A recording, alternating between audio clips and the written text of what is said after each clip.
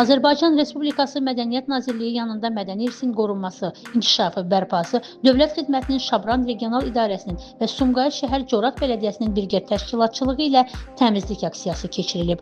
Bu tədbirin əsas mahiyyəti abidələrin qorunması, təmizliyi və hər kəsin bugünkü aksiyada iştirak etməsinin vacibliyidir. Aksiyada həmçinin kənd sakinləri, məktəblilər iştirak edirdilər.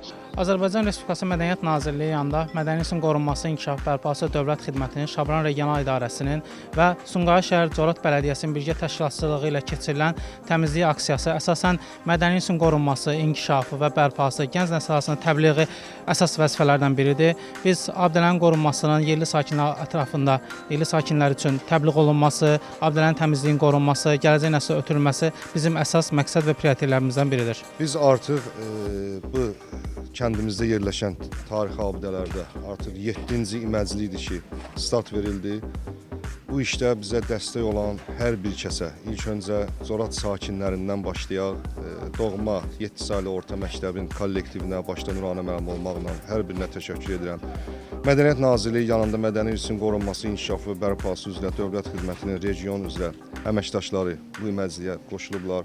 Təşəkkürümüz var, çox sağ olsunlar. Tarixi abidələrin qorunması adlı könüllü qrupumuz var. Onlar da Bakı kəndlərindən bizə qoşulublar. Təşəkkür edirik hər birinə. Cənab Prezidentimiz İlham Əliyev cənabları bu il 2026-cı ili şəhərsalma və memarlıq ili olaraq qeyd edib. Ümid edirik ki, bu ildə bizim Corat kəndimizin tarixi abidələri də tarixi status alacaq.